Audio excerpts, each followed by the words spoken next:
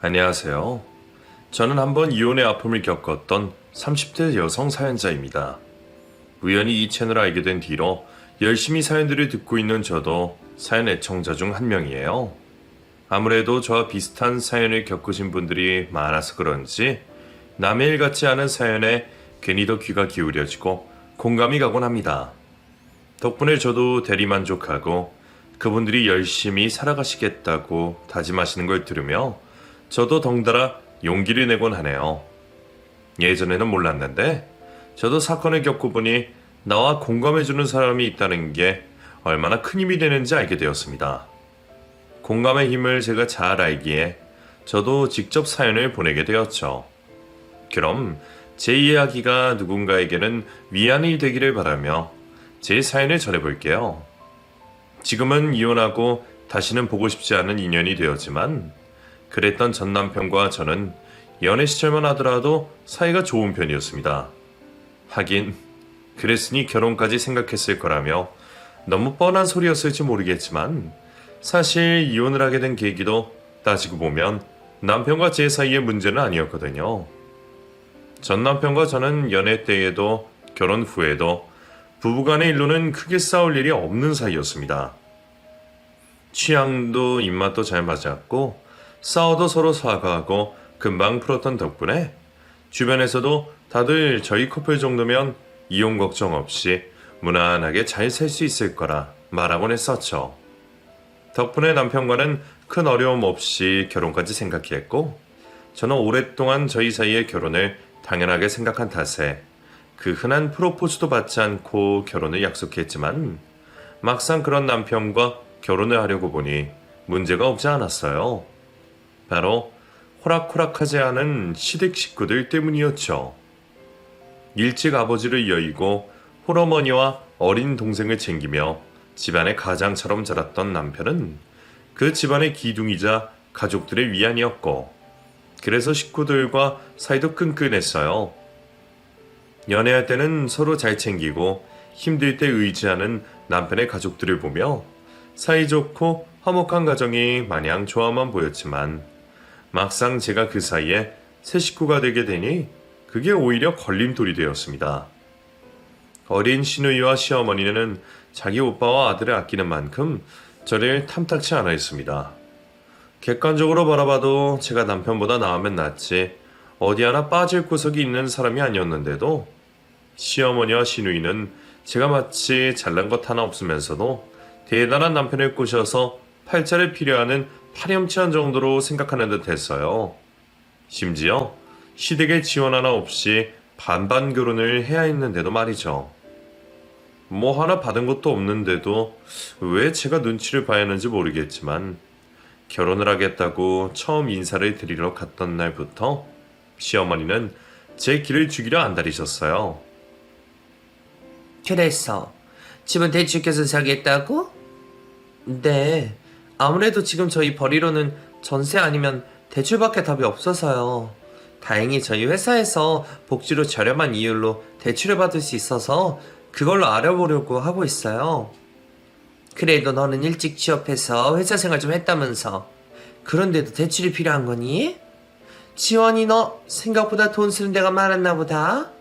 아니 우리 아들이야 그동안 가장 노릇한다고 집에 생활비 갖다 주고 하느라 모은 돈이 반토막이라지만 너는 몇 년을 회사를 다니면서 저축을 했을 텐데 겨우 1억밖에 못 모은 거니? 그걸로 결혼할 생각을 했다는 게 대단하네 얘. 당시에는 어려운 자리라 아무 말 하지 못했지만 솔직히 억울한 마음은 있었죠. 저도 이제 직장 다닌 지 5, 6년 된 건데 그 정도면 꽤 많이 모았다고 생각했거든요. 심지어 남편은 저보다 나이도 많은데 1억이 조금 안 되었으니 둘이 비교해도 제가 더 모자란 건 아니라고 생각했어요. 그래서 저는 1억이 결코 작은 돈은 아니라 생각했는데 제가 제 돈 들고 결혼하고 내가 벌어서 대출 받는다 그래도 혼이 나야 하는 이유가 뭔지 모르겠지만 어머니는 자꾸만 남편과 저를 비교하시며 타박을 하기만 바쁘셨습니다. 하지만 가장 기가 막혔던 건 다른 부분이었죠. 결혼하고도 대출금 갚으려면 둘 다 꼼짝없이 일해야겠네? 임신해도 회사 간두지도 못하는 거 아니냐? 그래도 저는 되도록이면 회사를 오래 다닐 생각이라서요. 그건 걱정 안 하셔도 되실 거예요. 뭐? 너 그럼 애는 누구 보고 키우라고 하려고 그러냐? 너 설마 나한테 맡길 생각은 아니지? 혹시나 해서 미리 말하는데 나 니들 애 낳는다고 손주 못 키워준다. 내가 젊어서 고생을 많이 해서 허리도 아프고 손목도 아프고 여기저기 성한 데가 없어. 그러니까 괜히 나한테 맡길 생각 말고 너희 친정이 부탁해라, 알겠니? 에이, 엄마. 그래도 몇 번은 봐줄 거지? 우리 엄마 말만 이렇게 하지 안 그럴 거야. 안 그렇긴. 내가 니들 둘 키웠으면 됐지 이 나이에 손주들까지 키워주겠니? 그러니까 애는 엄마가 키워야 하는 건데 에휴, 회사 다니면서 너 혼자 애 키울 수 있겠니? 나중에 괜히 나한테 이거저거 시킬 생각하지 말고 처음부터 살림 배우고 연습해라. 어차피 니들 결혼하면 살림은 지원이 네가 책임지고 해야 할 거 아니냐. 우리 아들이라면 하나도 그럴 줄 몰라. 그래, 맞아요. 살림은 여자가 해야지. 괜히 우리 오빠 뭐 시키지 말아요. 우리 오빠 그동안 아빠 대신 가장 노릇한다고 고생 많이 했는데 장가 가서 또 고생하면 나 그걸 못 볼 것 같아? 저도 시어머니 불편해서 친정에 부탁하면 했지 시댁의 아이를 맡길 생각은 없었습니다. 그런데 아직 낳지도 않은 손주를 안 봐주겠다며 냅다 짜증을 내시더니 맞벌이하는 저에게 살림을 배우라며 성하셨어요. 그 얘기에 옆에서 깐죽거리고 있던 시누이가 잡세해서 자기 오빠 고생시키지 말라는 둥, 살림은 여자가 해야 잘 돌아간다는 둥, 요즘 세상에 말도 안 되는 얘기를 하고 있었죠. 저더러 회사 그만둘 생각하지 말고 오래오래 일하라는 것이 다들 무슨 말을 하고 싶어서 그러는지 제가 모를 수가 없었습니다. 그리고 그 얘기에 저는 결국 뚜껑이 열려버렸죠. 내가 지금 오빠랑 결혼을 하는 거야? 아니면 가정부를 하라는 거야? 어머니나 아가씨나 다들 너무하는 거 아니야? 내가 식모도 아니고 맞벌이 하는데도 나들어 살림을 도맡아서 하라니. 남편을 부엌에 들이지 말라느니 그런 말을 왜 듣고 있어야 해. 게다가 애 맡기겠다는 말도 안 했고 당장 임신한 것도 아닌데 염치 없이 아이 맡기지 말라는 말씀은 왜 하시는 거야? 내가 그런 얘기까지 들으면서 이 결혼 해야 해? 지연아, 미안해. 그건 내가 대신 사과할게. 엄마나 동생이나 그냥 내가 걱정돼서 그러는 거지 자기가 싫어서 그러는 건 아니야. 그리고 그렇게 말해봤자 내가 알아서 하면 되는 건데 뭐 어때. 내가 알아서 잘할 테니까 너무 화내지 마. 연애하면서 싸울 일 없던 남편과 저는 결혼 전부터 그런 문제로 크게 싸웠습니다.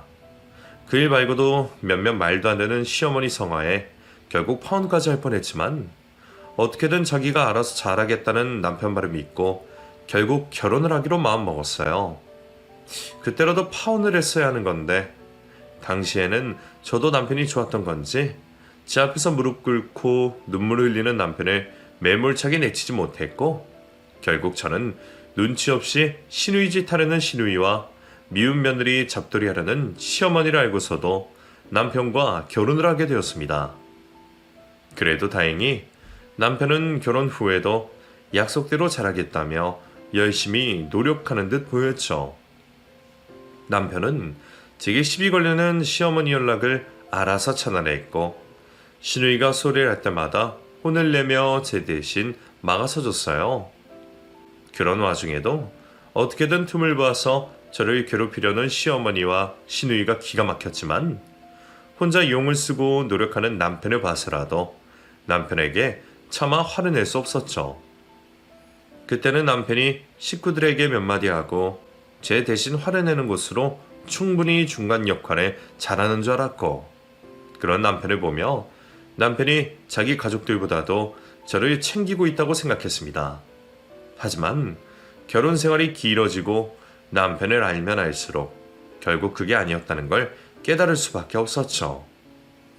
사실 남편이 가족을 아낀다는 건 결혼 전에도 알고 있는 사실이었습니다. 일찍 아버지가 돌아가시고 세 식구들이 고생을 할 수밖에 없었으니 동병상련을 겪다 보면 남이라도 애틋해지는 것이 당연할 수밖에 없었죠.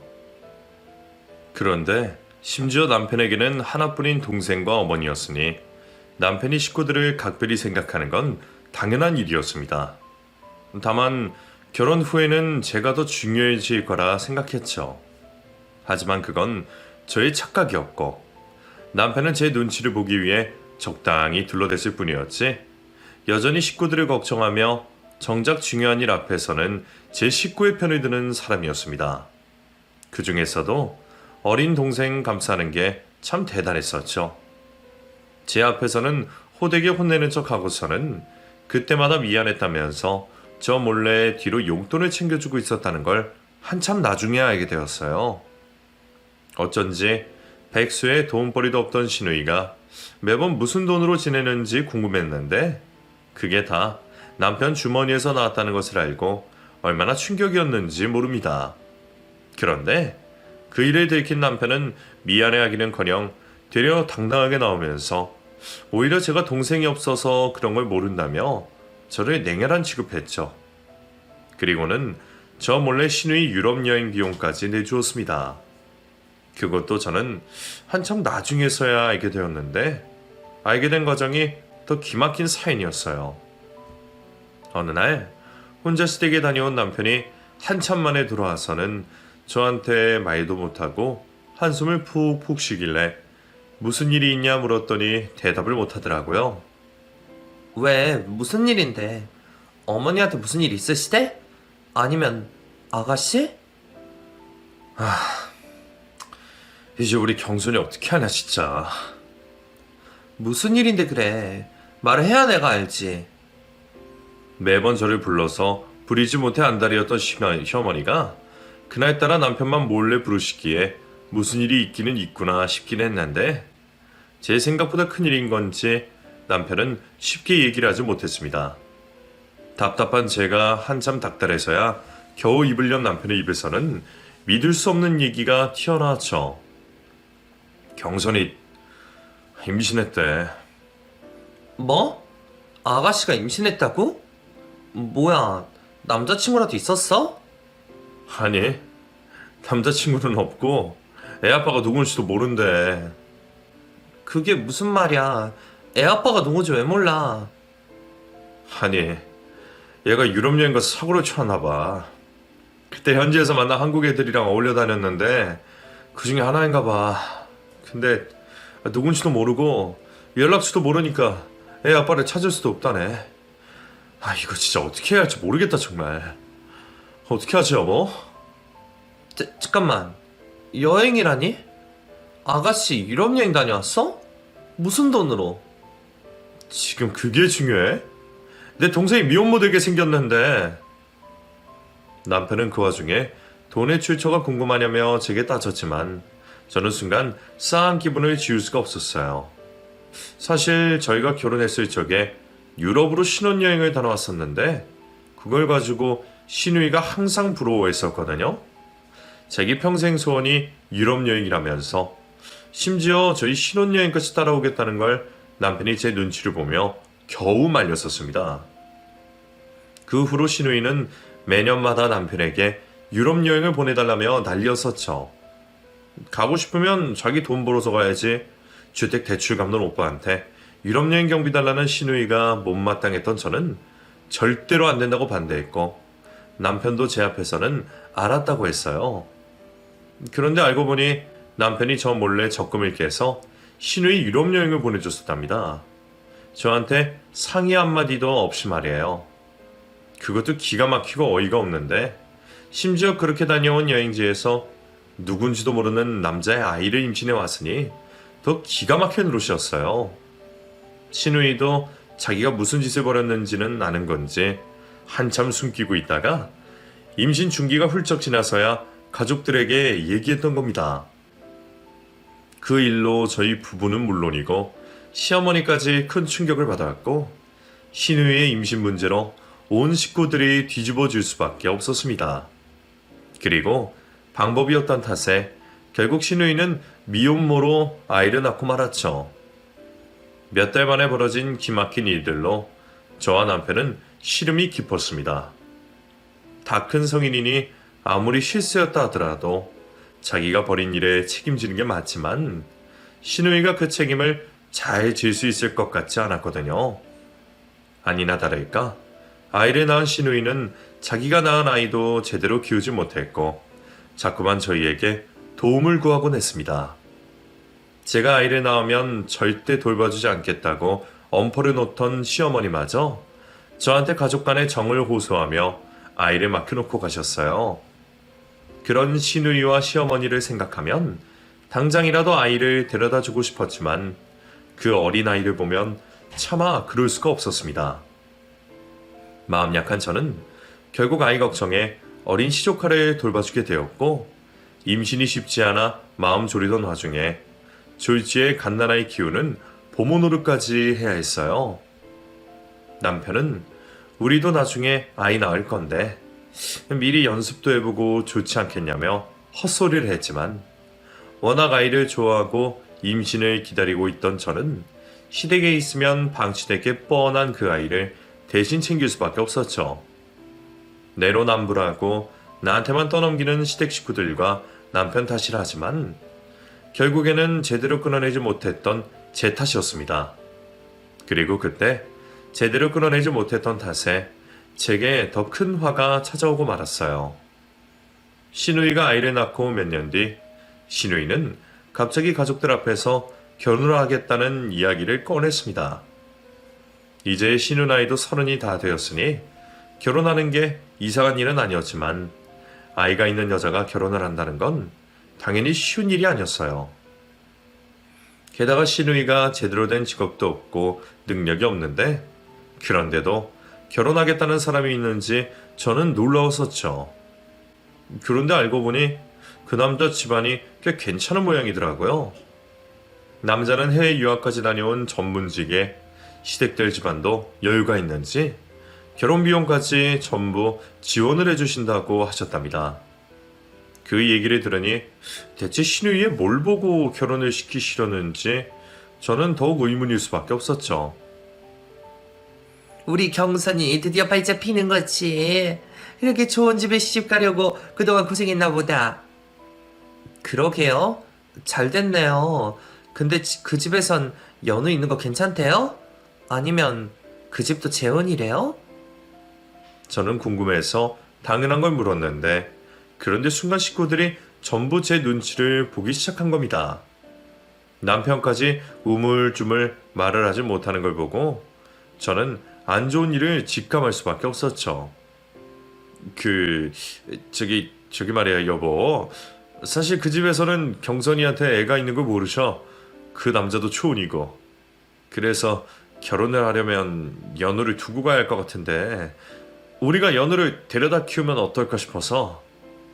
뭐? 그게 무슨 말이야? 연우를 우리가 키우다니 무슨 헛소리야. 지금 내가 잘못 들은 거지?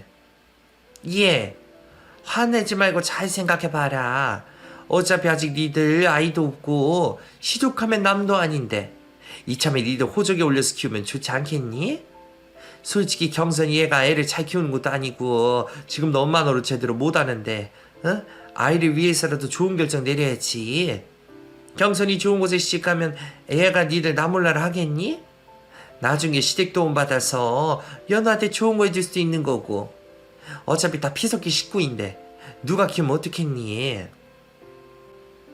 너무 황당하게도 시댁 식구들은 시누이를 처녀인 척 시집을 보내야 한다며 어린 시조카를 제게 떠넘기로 했습니다. 이미 남편까지도 얘기가 끝났던 건지 온 가족이 저를 설득하려 하는 상황이 어이없고 황당했어요. 저는 당연히 말도 안 되는 일이라 했습니다. 잠시 봐주는 것도 남들이 보면 과한 친절이라 생각할 텐데 이제는 저더러 호적에 올려서 대신 시조카를 키우라니. 그건 정말 말도 안 되고 천인공노할 일이라 생각했어요. 하지만 식구들은 그런 제가 야박하다며 모두들 저를 타박했습니다. 심지어 시누이는 제가 키우지 않으면 고아원에 버리겠다며 협박까지 하더라고요. 그렇다고 어떻게 제가 연우를 키워요. 제가 낳은 것도 아니고 시조카인데요. 잠시 봐주는 거랑 키우는 건 다른 거죠. 언니, 지금 나 하나 좋자고 이러는 거 아니잖아요? 어차피 언니 결혼 3년 차에 아직 애도 없는데 불임인지 어떻게 알아요? 아주 모르는 남의 자식도 입양해서 키우는 세상에 시조카 좀 데려다 키우는 게 어려운 일은 아니잖아요? 그렇다고 왜 내가 아가씨가 벌인 일을 책임져요? 정도가 있지 해도 너무하네요. 여보, 당신도 화만 내지 말고 가족들도 좀 생각해봐. 우리도 오죽하면 이러겠어? 정말 좋은 조건인데 애 하나 있다고 결혼 못하면 억울하잖아. 다 좋자고 하는 거니까 너무 그러지 말자.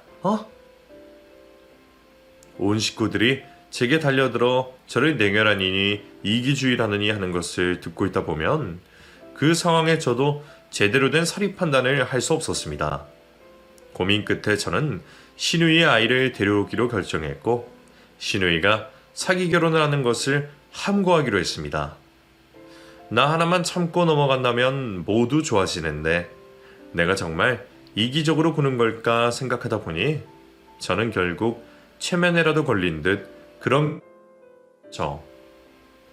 그럼에도 이건 정말 아닌 것 같다는 생각이 제 머릿속을 떠나지 않았지만 저는 결국 버려질지 모를 불쌍한 아이와 제 가정을 위해 그런 선택을 하고 말았어요. 그래, 당신도 잘 생각했어. 좋은 게 좋은 거지. 뭐하러 굳이 분란을 만들겠어? 당신도 연우 많이 예뻐했잖아. 어차피 경선이 걔는 엄마 노릇 할 줄 모르고 얘를 위해서라도 우리가 데려오는 게 맞는 것 같아. 원래 낳은 종보다 기른 종이 크다 그러잖아? 어릴 적부터 우리가 걷어 키웠는데 그럼 우리 자식이나 별반 다를 거 없는 거 아니야? 제발 조용히 좀 해. 뭘 잘했다고 그렇게 뻔뻔스러워. 내가 연우 맡겠다고 했다고 당신이랑 신우까지 용서한 줄 알아? 당신한테 실망스러운 거 아직도 안 풀렸어. 아이, 다 좋게 결정해놓고 또 왜 화를 내실까? 내가 앞으로 정말 잘할게. 고마워 여보. 하지만 제가 그런 결정을 내렸다고 해서 그게 신우이와 남편을 위한 것은 아니었어요. 어디까지나 어린 아이와 제 가정의 붕괴를 막기 위해서였죠. 저도 당연히 남편에게 실망스럽고 화가 났지만 미련하게도 당시에는 이혼이라는 게 너무나 두려웠고 용기가 나지 않았습니다. 저희 이혼 소식으로 실망하고 걱정하실 부모님과 저희 가족들이며 이혼녀 딱지를 붙여 저를 바라볼 주변 사람들의 시선을 상상만 해도 스트레스가 되는 듯 했어요. 남들이야 이혼이 뭔 흠이냐며 쉽게 얘기할지 몰라도 막상 당사자가 되어보면 쉬운 결정은 절대 아니었습니다. 그렇게 저는 입을 다물겠다는 약속을 하고 신우이의 예비 신랑과 시댁을 만나러 상견례 자리에 나가게 되었습니다. 시댁 식구들 앞에서 함구하겠노라 약속을 했으면서도 멀쩡한 남의 가족을 속이는 게 맞는지 밀려오는 죄책감에 저는 정말 그 자리에 나가고 싶지 않았어요. 그 앞에서 거짓말을 잘할 자신도 없었고 시댁 식구들과 합심해서 남을 속이고 싶지도 않았죠. 어린아이 핑계를 대서라도 혼자 집에 있고 싶었지만 그런 제 속을 눈치챘는지 자리를 지키라며 억지로 저를 끌고 나가는 시댁 식구들의 등살에 결국 마지못해 상견례를 가야만 했죠. 저 어머니, 저는 상견례 자리에 안 나가면 안 될까요? 연우도 걱정되고 아무래도 제가 연우 곁에 있어야 할 것 같아서요. 봐줄 사람 못 나는데 뭐하려? 그래도 하루 종일 남의 손에 맡기는 게 마음이 안 놓여서요. 아이고, 누가 보면 네가 벌써 연우 엄마 된 줄 알겠다. 언제는 하루 종일 붙어 있었다고, 응? 갑자기 왜 이러냐? 앞으로 제가 연우 엄마 되는 건데 괜히 더 마음이 쓰여서요. 그렇다고 그 자리에 안 가면 되냐?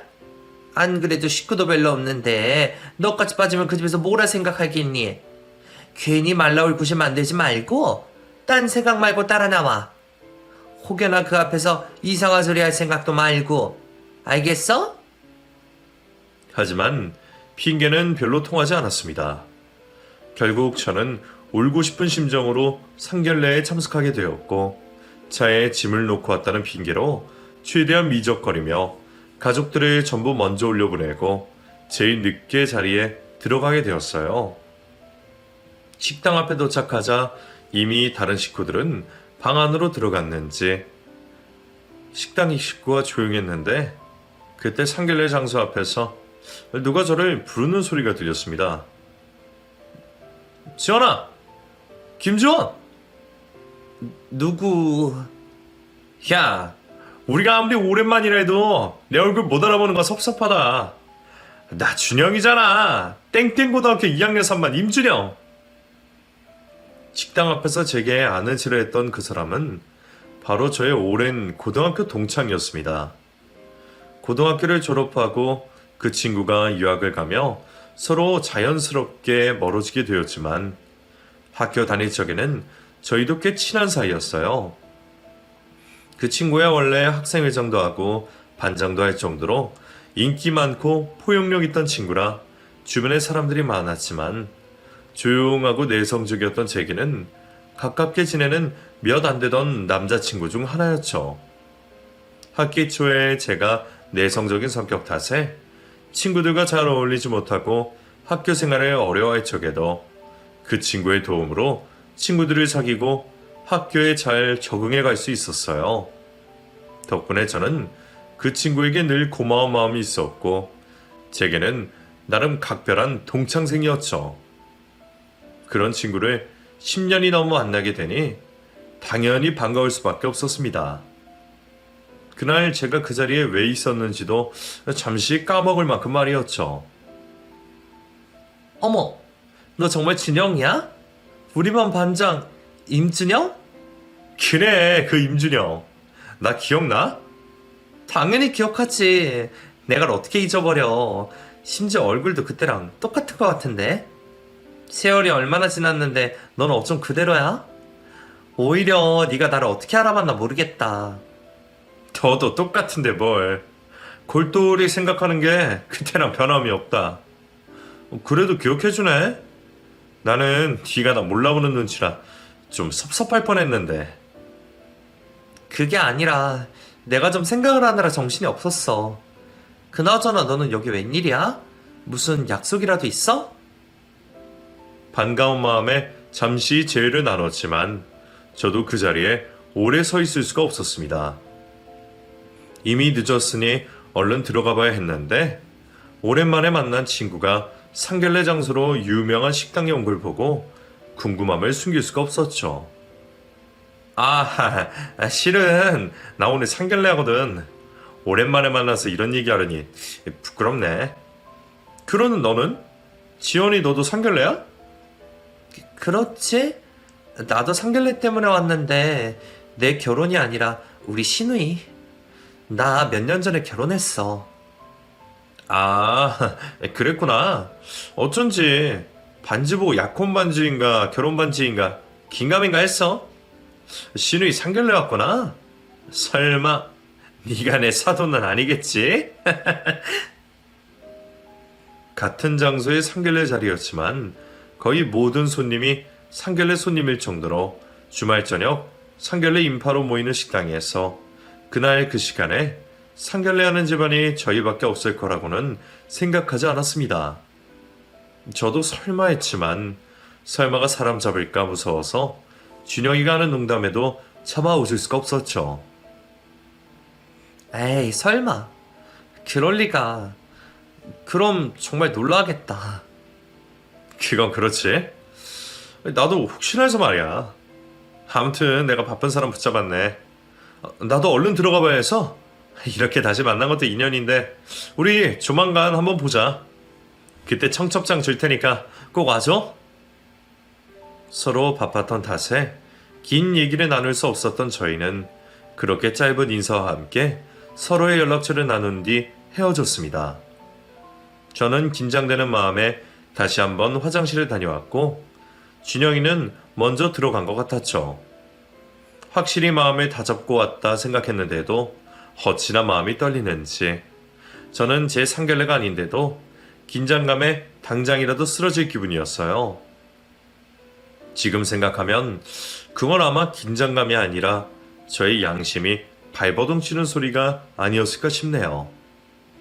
그렇게 약속 시간 정각 조금 넘었어야 식당으로 들어간 저는 문을 열자마자 제게 쏟아지는 눈빛들을 받으며 남편을 찾아 빈 의자에 앉았습니다. 늦어서 죄송합니다. 들어오는 저를 보며 시댁 식구들은 이미 저를 탓하는 듯 했고 남편 역시 화가 난 표정으로 저를 타박했어요. 대체 뭘 한다고 이렇게 늦게 와? 미리 와 있는 게 예의인 거 몰라서 그래? 결혼 안 해본 것도 아닌 사람이 왜 그래 정말. 경선이 시부모님 되실 분들이 뭐라고 생각하시겠냐고. 미안해. 내가 좀 속이 안 좋아서. 저는 속으로 그렇게 예의 차리는 인간이 자기 동생이 낳은 조카는 왜 안 밝히느냐며 한 소리 하고 싶었지만 그런 진심을 삭히며 저는 미안하다는 말밖에 할 수 없었죠. 그런데 그런 남편의 타박 뒤로 저를 보고 놀란 누군가의 목소리가 귀에 꽂혔습니다. 어? 지원아! 아, 뭐야? 우리 정말 가족들 사이였어? 그건 바로 조금 전까지 담소를 나누었던 제 친구 준영이었습니다. 설마 했지만 이런 얄궂은 우연이 없네요. 어쩜 이런 우연이 있는 건지 저는 차마 믿고 싶지 않은 마음에 그 자리를 뛰쳐나가고 싶은 심정이었어요.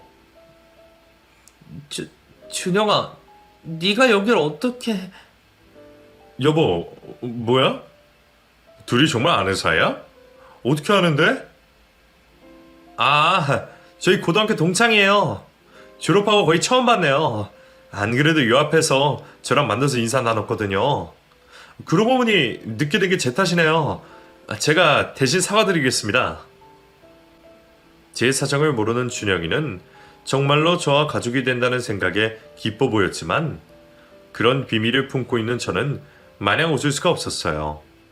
생판 모르는 남이라 그래도 신우이의 허물을 덮어주고 모른 체 하는 게 양심에 찔려 미칠 것 같았는데 하필이면 제가 좋아하는 친구를 제가 친구들과 합심해서 속여야 하는 상황이라는 게 미칠 것만 같았습니다.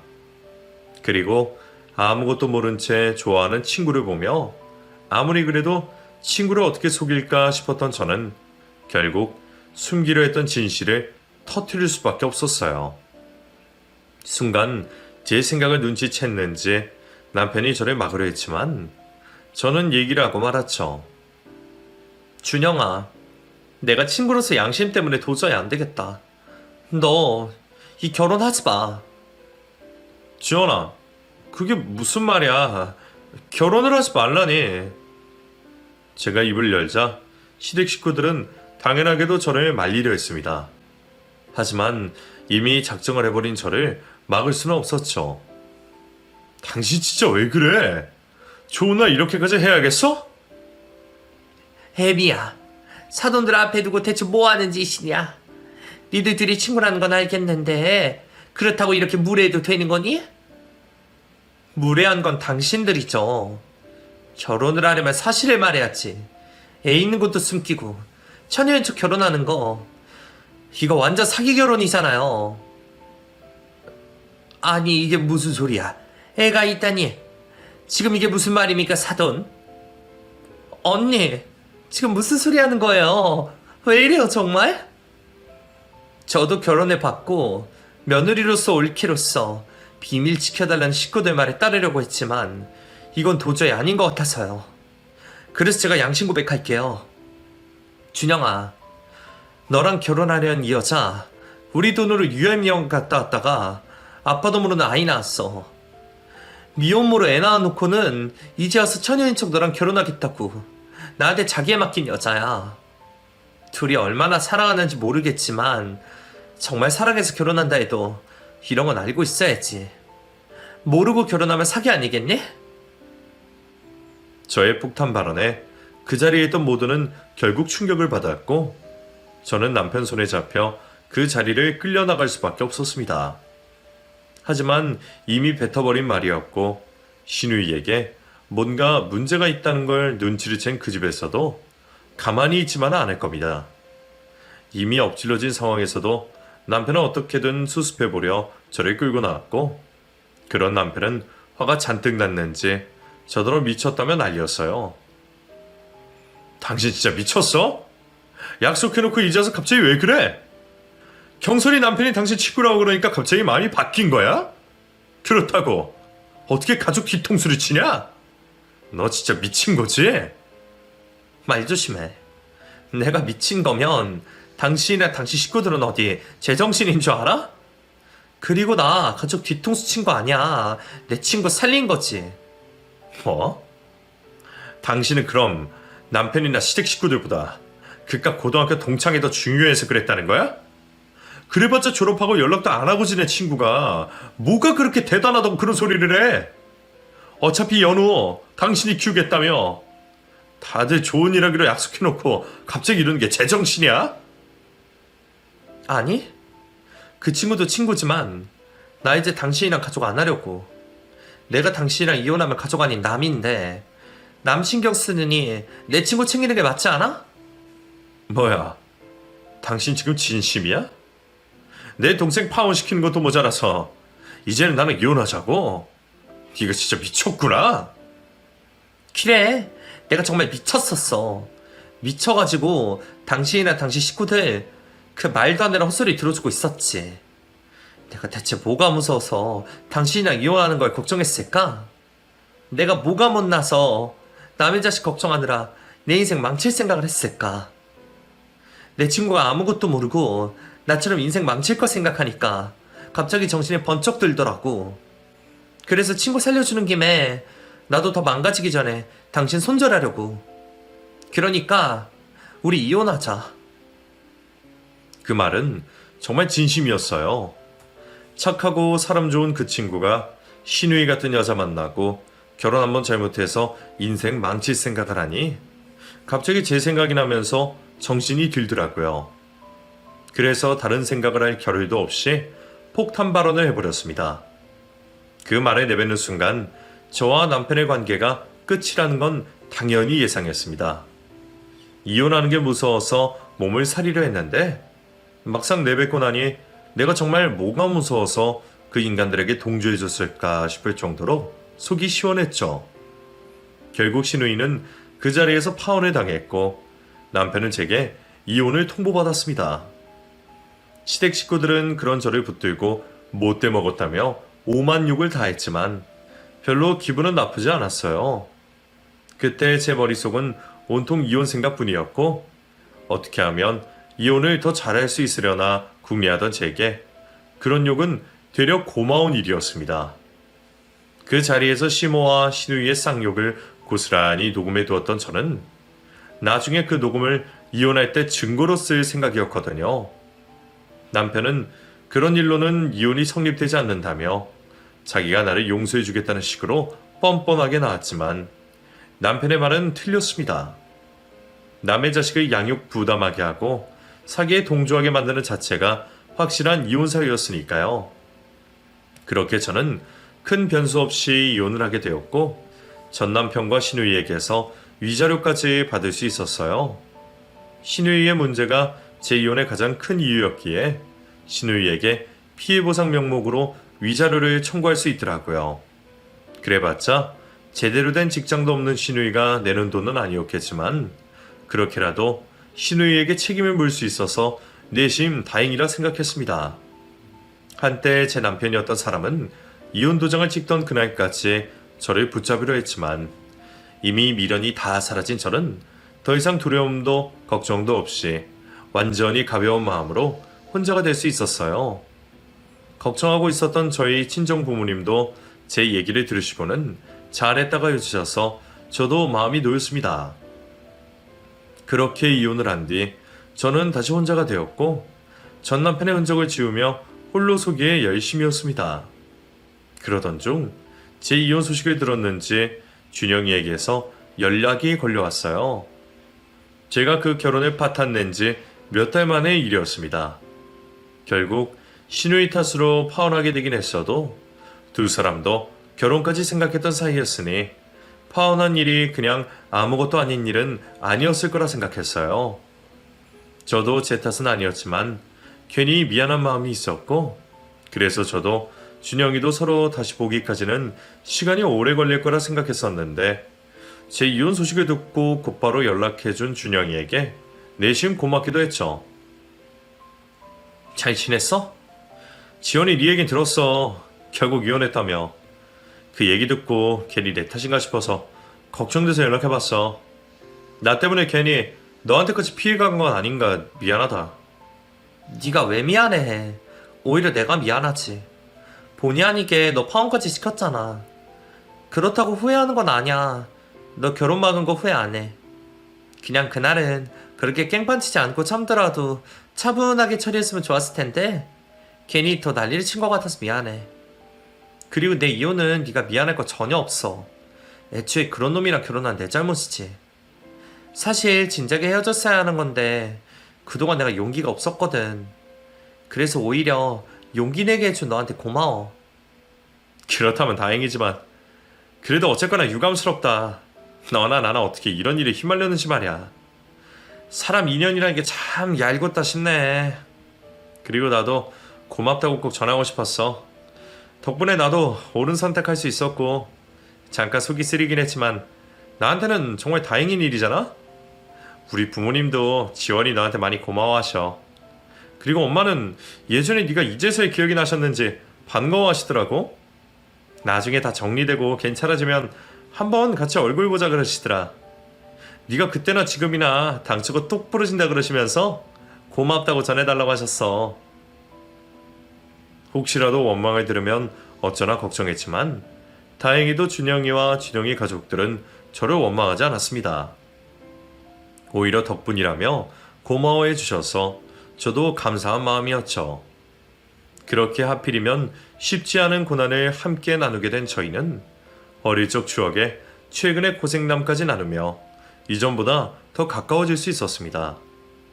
둘 다 상처받고 혼자가 된 싱글이라 그런지 통하는 것도 많았고 남들에게는 하지 못할 속마음 얘기까지 털어놓으며 점점 더 각별한 사이가 되어갔죠. 그리고 저희 두 사람은 어느새 친구의 감정을 넘어 그 이상의 마음을 나누게 되었습니다. 알고 보니 저희가 어릴 적에 서로 마음이 있었더라고요. 너무 어리고 미성숙한 시기의 감정이라 서로 모른 채 외면했었는데 만약 그때 누구 하나라도 용기를 냈더라면 저희가 운명이 달라져 있었을지도 모르겠네요.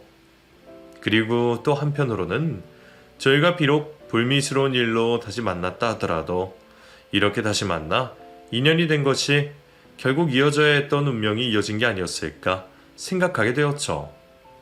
그래서 저희는 이번에는 둘 다 피하지 않고 용기를 내기로 했어요. 그렇게 저희는 서로의 아픔을 감싸주며 좋은 만남을 이어갔고 결혼 약속을 하며 곧 결혼식을 앞두고 있습니다. 어쩜 이런 일이 있는지 남들이 보기에는 황당할지 몰라도 직접 일을 겪었던 저희는 저희가 비로소 제자리를 찾은 거라 생각합니다. 그래서 그 자리에서 열심히 살아가려 노력할 거고요. 저희가 부부의 연을 맺고 앞으로 또 무슨 일이 있을지는 모르겠지만 이전과는 다를 거라 확신합니다. 그러니 여러분들도 저희의 인연을 축복해 주셨으면 좋겠네요. 그럼 제 사연으로 용기를 얻으시는 분들이 계시기를 바라며 제 이야기를 마치겠습니다. 들어주신 여러분들께 감사를 전하며 여러분들도 모두 행복해지시기를 바랄게요.